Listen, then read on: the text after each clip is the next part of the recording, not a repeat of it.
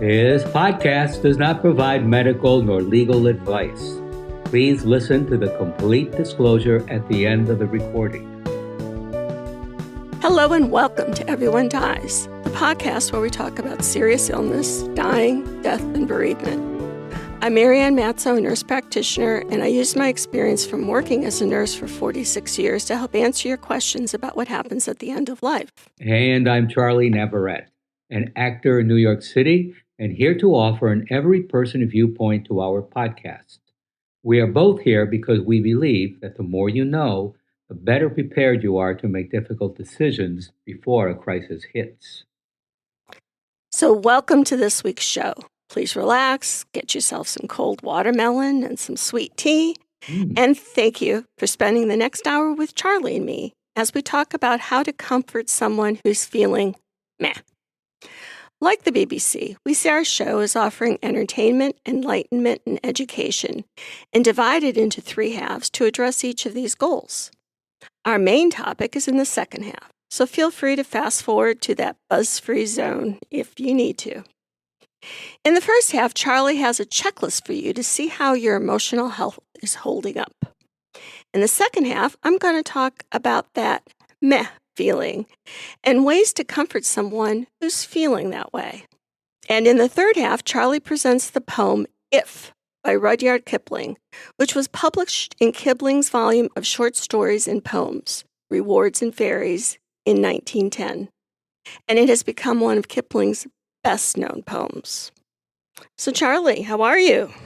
You know, I'm alive and kicking, but Marianne, I've noticed people have died. Everyone dies, Charlie. Oh, wait, I want to write that down. Hang on. Bill Walton, the great basketball player, 71, died of cancer last week. Or was it this week? Huh. What? I don't even know what day it is. I think But recently, it was this week. Bill Walton died. I mean, the man was 71 years old, had cancer. Who else? Do you remember the movie 9 to 5? Yeah. Oh, the boss's name. Shoot, I see his face, and God, he's He great. died like years ago. Dabney Coleman. No, Dabney Coleman died last week. Oh. Yeah, he was 92. He was 90. Yeah, no, he just died last week. Dabney Coleman. Who am I thinking of that I thought was the boss in 9 to 5? I have no idea. Roger Corman. Nobody. Are you familiar with Roger Corman? He made all these. A lot were schlocky, B films back in the 50s and 60s into the 70s. He gave people like Jack Nicholson, Francis Ford Coppola, Martin Scorsese. I mean, their Ron Howard, their first big breaks. He died. Just a few other people. The guy who wrote the music for, was it Mary Poppins? Yeah. I might be making that up. Okay. Somebody who wrote a famous movie score, and in my head it's Mary Poppins. I don't know why I talk since I don't know what I'm talking about. Oh, that's not Except true. in the second half, I know what I'm talking about then. Indeed, yes. But that's the only time. So I keep seeing about these pesky tornadoes. Is this affecting you guys? Anything in Oklahoma? Yeah, they come. Oh yeah, they come rumbling through, and they down south of us. There was a big one hit near the Texas border in Ada. That was pretty devastating. So we've had the heavy rains, and at one point, something rumbled through the house that felt like a tornado maybe going over. Oh, jeez. But, I just went on doing what I was doing. So you whistle while you work. Got it. Something like that. Yeah. Oh. So, in our first half, today we have a self-guided check-in that will help you take stock of your emotional well-being along with ideas about how to make changes to feel better. The New York Times recently talked to experts in clinical psychology, positive psychology, flourishing, thriving, resilience, and burnout about what contributes to a sense of well being and how to evaluate it. Then they came up with a series of questions adapted from these conversations, as well as from prompts in four common psychological assessments, and put them all together in a self guided exercise. Before we can make improvements in our life, we first need to evaluate where we stand. The article is in our resource section, so give yourself the gift of having a chat with yourself to get a different perspective on yourself. Take, for example, the section on mood. The three questions to contemplate are: 1. How would you describe your mood most days? 2. Is it generally positive, generally negative, or a mix? 3. Do you tend to feel more positive or negative emotions throughout the day? Think joy, love, or awe versus anger, sadness, or anxiety. To gauge how someone is doing, sometimes the simplest question, how happy are you, is the best one. If a person mostly feels happy or experiences positive emotions more often than negative ones, that's a sign of greater overall well being. Each day, sometimes each hour, and for others each minute, we experience a variety of emotions. If your mood is more negative, you can learn approaches to develop a more positive state of mind. For example, at the end of each day, write down three things that went well that day and why. The goal is to focus attention away from the bad and focus on the good things. A good thing I am focusing on today is our recipe for this week, which is brown butter chocolate chip cookies. Mm-mm-mm. And feel free to throw in a cold glass of milk.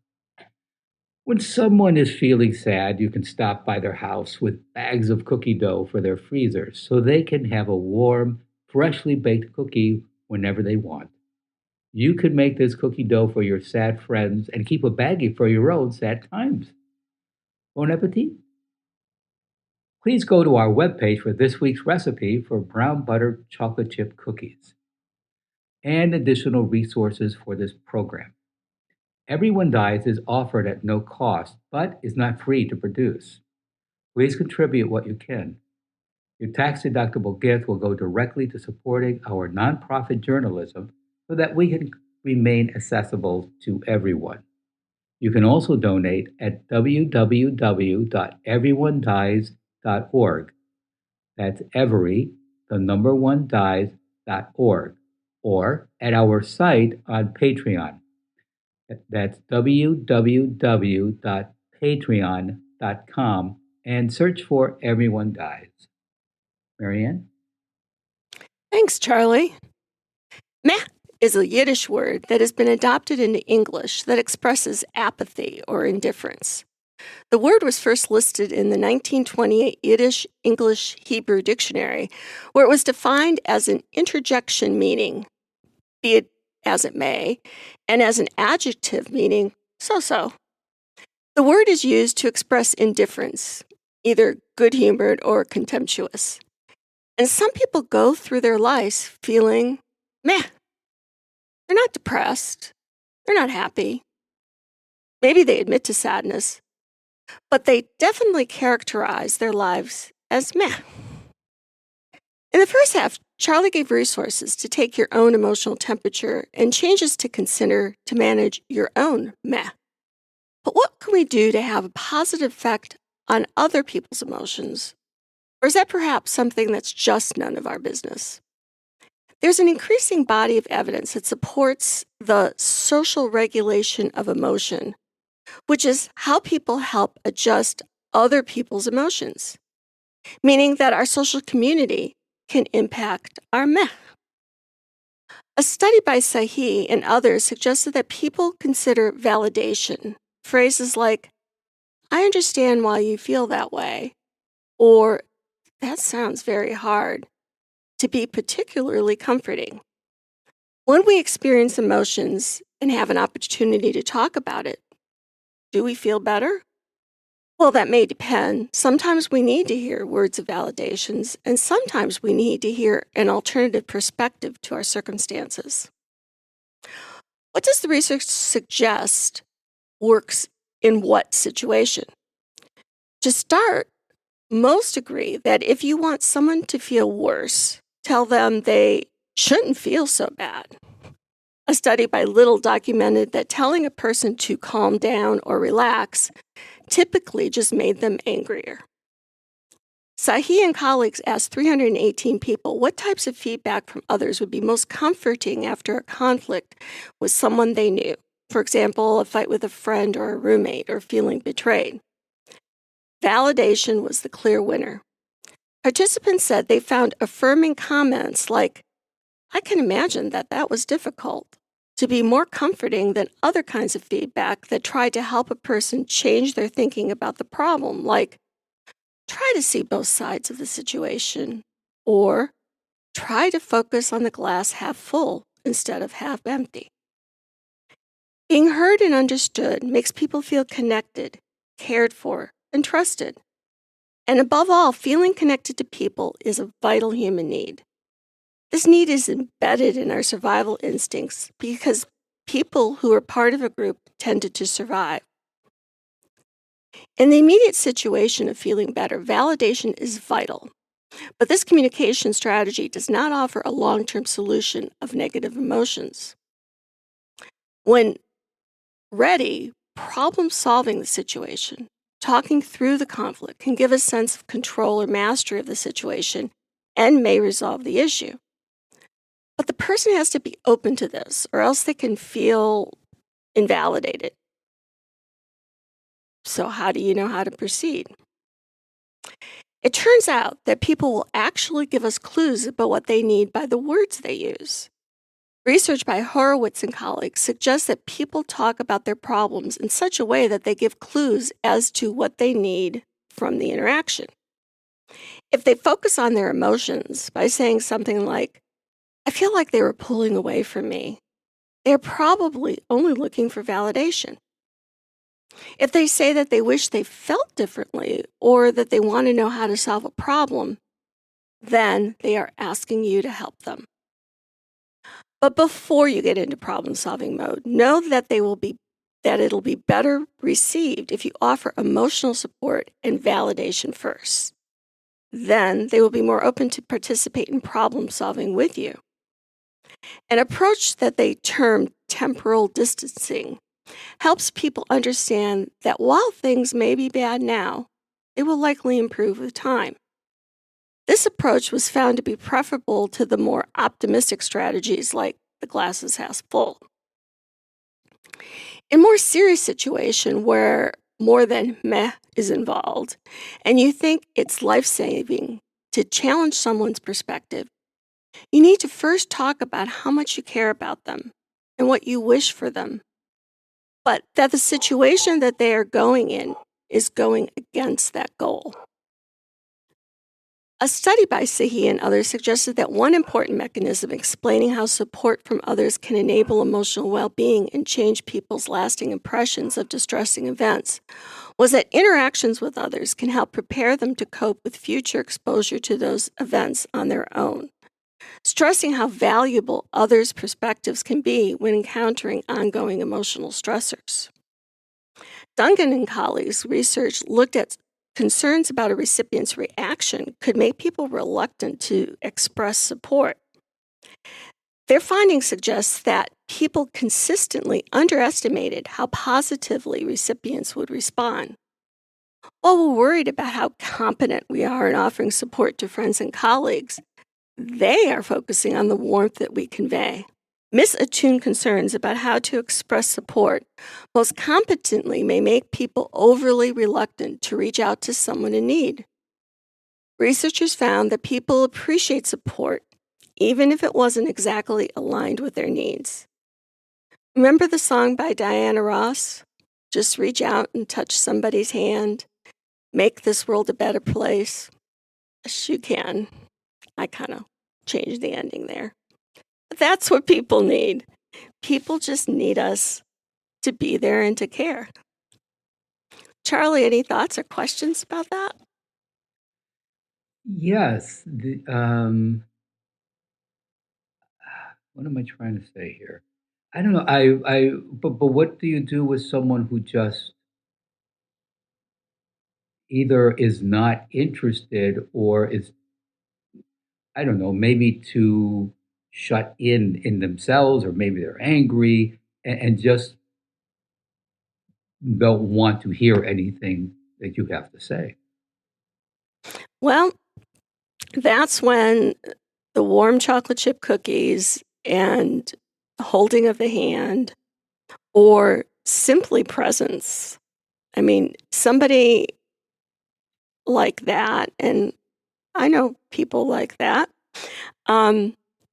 you can send a supportive text. Don't expect that you're going to hear anything back. Keep it simple and just let people know that you know they're going through a tough time and nothing more needs to be said. Hmm. Yeah.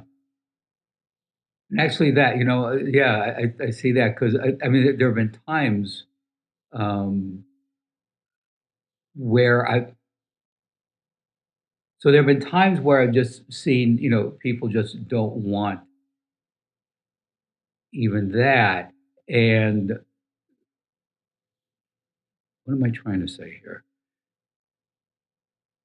Yeah, that the speaker trying to offer, the person trying to offer, the comfort, if you will, gets no response from the person, and then that person just keeps going, waiting for a response from the person who's just not responsive, and sometimes even start to talk about their own selves and not be sensitive to, okay, this person, I said my bit, this person not interested, and as you said, I'll be here for you if you need anything, and just go away. Yeah, because I've seen a lot of people just keep just, wow, they're just going to make sure that you're going to have a good day or a good moment, or that you really don't need to be feeling this way. I remember one time when, and it just becomes about them. Yeah, that's a pain in the butt. Well, I think that that's one perspective, that it Mhm. becomes about them. Um, it could also, an alternative view could be that they're just concerned about that friend, and they want to help, and they want you to let them help you. And sometimes you have to know, you have to know your audience. No answer is an answer. And Right, so, right. Yeah. you know, I know when I was sick in the hospital for that, 6, 7 weeks, that there was one physician friend of mine that just every now and then would send a text that said, thinking of you, missing you, just not more than a few words Right.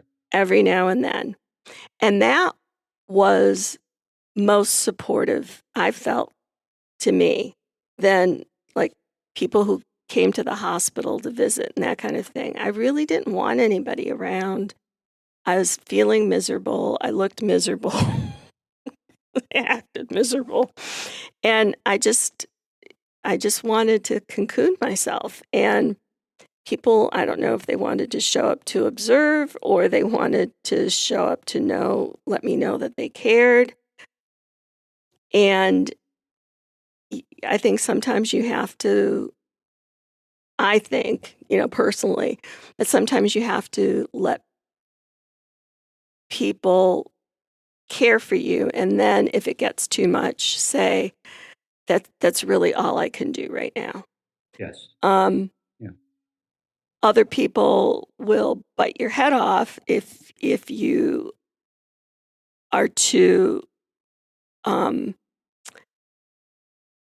offer too much. So you just have to know your audience and say, I think, like for me, once I get my head bit off, I'll take the message. And maybe that's so for me, I can take no for an answer. All you have to do is chop my head off once and I'll be like, oh, all right, that approach isn't working. But sometimes that just the presence in the room, that being there, not talking, and both of you reading a book can be what that person needs. Mm-hmm. Absolutely. And other times, just you don't want anyone around, but you have to communicate that. Yeah. Well, I think that the person doing the communicating, there's sort of nice ways to say it to preserve that other person's need and love. And then there's the darn it all to hell, just go away and leave me alone. Right. And so I think that we can learn both ways. Is we can learn to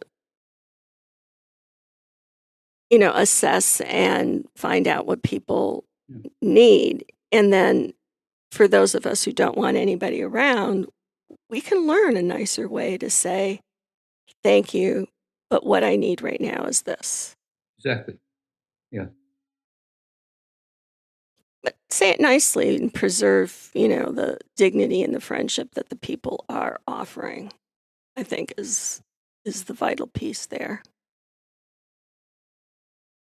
Be nice. Be nice. Be kind. Be kind. Okay. In our third half, in honor of Father's Day this week, we present If, a poem by Rudyard Kipling. If you could keep your head when all about you are losing theirs and blaming it on you, if you can trust yourself when all men doubt you, but make allowance for their doubting too, if you can wait and not be tired by waiting or being lied about, don't deal in lies, or being hated, don't give way to hating, and yet don't look too good nor talk too wise. If you can dream and not make dreams your master, if you can think and not make thoughts your aim, if you can meet with triumph and disaster and treat those two impostors just the same, if you can bear to hear the truth you've spoken, twisted by knaves to make a trap for fools, or watch the things you gave your life to broken, and stoop and build them up with worn out tools. If you can make one heap of all your winnings and risk it on one turn of pitch and toss, and lose and start again at your beginnings, and never breathe a word about your loss. If you can force your heart and nerve and sinew to serve your turn long after they are gone, and so hold on when there is nothing in you except the will which says to them, hold on. If you can talk with crowds and keep your virtue, or walk with kings, nor lose the common touch. If neither foes nor loving friends can hurt you, if all men count with you, but none too much. If you can fill the unforgiving minute with 60 seconds worth of distance run, yours is the earth and everything that's in it, and, which is more, you'll be a man, my son. That's wonderful. It really is, yeah. Stay tuned for the continuing saga of Everyone Dies, and thank you for listening. This is Charlie Navarrete, and from Mr. Kipling, who died 90 years ago, I've just read that I am dead. Don't forget to delete me from your list of subscribers. And I'm Marianne Matzo, and we'll see you next week. Remember, every day is a gift. This podcast does not provide medical advice. All discussion on this podcast, such as treatments, dosages, outcomes, charts, patient profiles, advice, messages, and any other discussion, are for informational purposes only and are not a substitute for professional medical advice or treatment. Always seek the advice of your primary care practitioner or other qualified health providers with any questions that you may have regarding your health. Never disregard professional medical advice or delay in seeking it because of something you have heard from this podcast. If you think you may have a medical emergency, call your doctor or 911 immediately. Everyone Dies does not recommend or endorse any specific tests, practitioners, products, procedures, opinions, or other information that may be mentioned in this podcast. Reliance on any information provided in this podcast by persons appearing on this podcast at the invitation of Everyone Dies or by other members is solely at your own risk.